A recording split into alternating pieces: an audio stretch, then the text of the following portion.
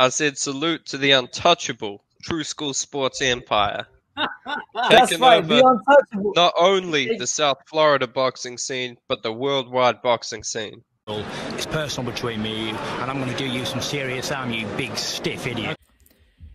The untouchable True School Sports Empire proudly presents something the boxing game's been missing. Hey, what's going on? It's your boy BT, and I came here to talk some boxing with the thousands of True School Sports subscribers. Now, I wanted to kind of get my thoughts on some of the other cards that took place on Saturday that I didn't have a chance to make videos about, so I'm going to just put it all in one video.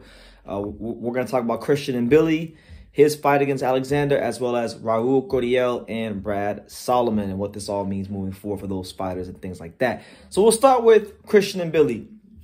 He had a fight out there in France. It was the biggest test of his career on paper, as he took on the very dangerous, very game, and always very formidable, durable Vaughn Alexander. Now, this is the first time I believe Vaughn Alexander's fought since Zach Parker earlier this year, or it might have been last year. I don't remember when that fight was, but I know this is the first time I talked about Vaughn Alexander since Zach Parker became the first man to stop him. So he's fighting a guy in Mbilli. He fought a guy in Mbilli who is heavy-handed, very explosive, a guy that isn't going to, he is not to be confused with Caleb Plant or any sort of technical fighter, but an explosive, hard-punching, heavy-handed guy nonetheless. He's more Sobrin Matias than he is like a Caleb Plant as far as style goes. But this is a fight where he did a really good job of getting Vaughn Alexander's respect early, and that's very difficult to do because Vaughn Alexander, doesn't always respect his opponent's power, but he kind of had Vaughn Alexander on the ropes, surviving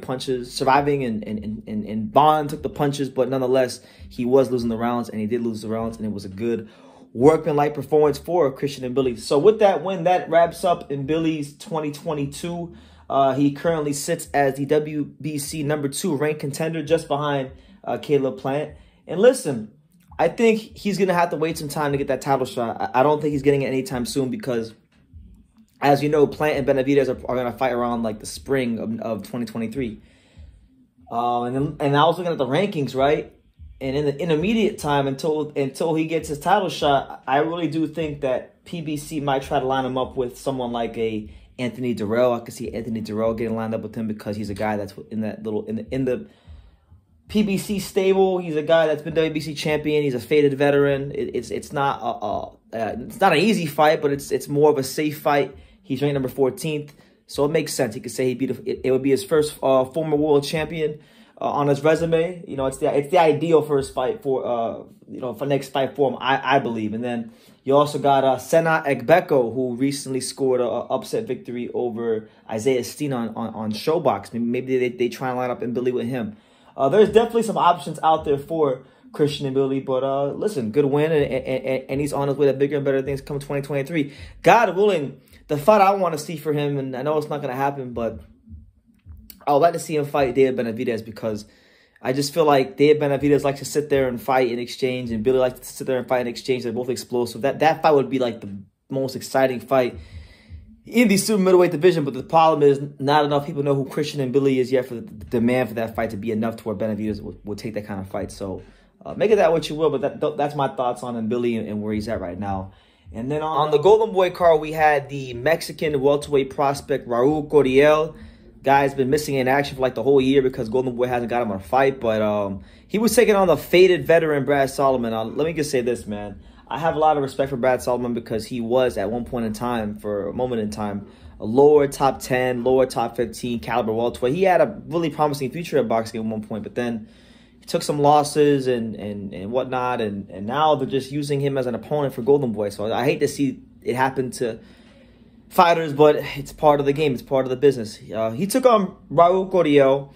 Curiel is a guy that I had a chance to get familiar with just last year because I was in San Antonio last year around this time when he fought Kendo Tremendo Castaneda and became the first man to stop Kendo Castaneda. Now, when the win happened, it wasn't looked at to be a big deal because Kendo had lost like 5 fights in a row, but Kendo has since then on, he's beat some good fighters. Knocked out Sonny Fredrickson, beat John Fernandez in that very exciting fight in the in the Pro Box Last Chance tournament and got all the way to the final until he lost and got schooled by Antonio Moran. So to stop a guy like him, it shows you that Curiel does have that extra bit of quality to him. He's a Mexican Olympian. He's under the tutelage of Freddie Roach. I continue to hear great things about Raul Curiel from my people out there in California.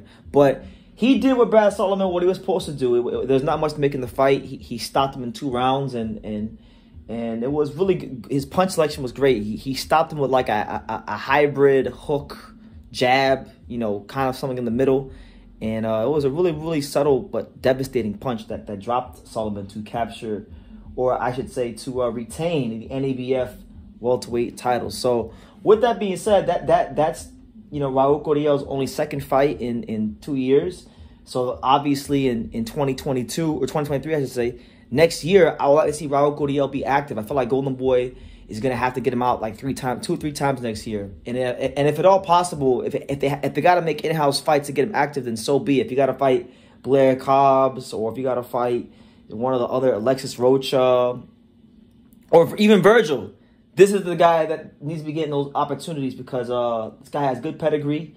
Guy is progressing very nicely. And you look at him right now as it stands in the rankings, Raul Curiel is currently the number 14th ranked WBC welterweight contender. He's what is he anywhere else? He's not ranked in the IBF. He is not ranked in the WBA, and he is not ranked in the WBO. But like, I feel like Curiel versus Rocha, Curiel versus Michael McKinson, Curiel versus you know, Lucas Santamaria, you know, these kind of guys. I think these would all be good fights. Curiel versus Kavaluskas. There's fights out there for this young man. But truthfully speaking, I believe the fight to make is him versus Vergil Ortiz, because right now as it stands, when you look at the welterweight division, when we talk about guys in the top 15 and the champions, the 3 best knockout streaks in the welterweight division right now are, you know, Terrence Crawford has, what, about like 9 or 10 knockouts in a row going in his career right now. Vergil Ortiz has had all knockouts in his career, so that he's got about 17 straight knockouts. But then after those 2 guys, the welterweight with the highest knockout streak is Curiel. He stopped his last 7 opponents, going all the way back to 2018. The last guy to take in the distance was a fighter by the name of Ryan Pino, who was 8-2, and that was a 6-rounder. But ever since he's pretty much stepped up to 8-rounders, he's been a 100% KO knockout artist. So Curiel is someone that's not going to get a lot of fanfare because he doesn't have the Mexican promoters behind him like Xanafer Promotions.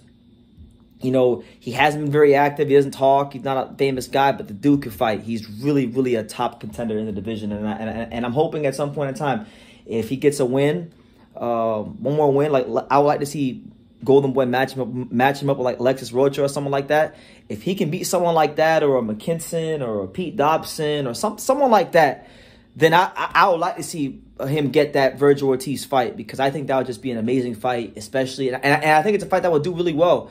A Mexican American versus you know, a Mexican fighter, 2 guys with the 2 highest knockout streaks in the division. I mean, it's a very easy fight to sell, especially if you have to fight somewhere like in Texas or, you know, California, places like that. So, yeah, that's what it is. Those are my thoughts on Curiel. Those are my thoughts on Mbilli. Leave your comments down below, guys. Make sure you guys take the time to subscribe. And like I say in every single one of these videos, you can love me or you can hate me, but I'm just a kid from Daniel. So until next time, take care. Thank you for watching another video on the untouchable True School Sports Empire. For more great boxing content just like this video, click right here and make sure you subscribe. Much love from sunny South Florida.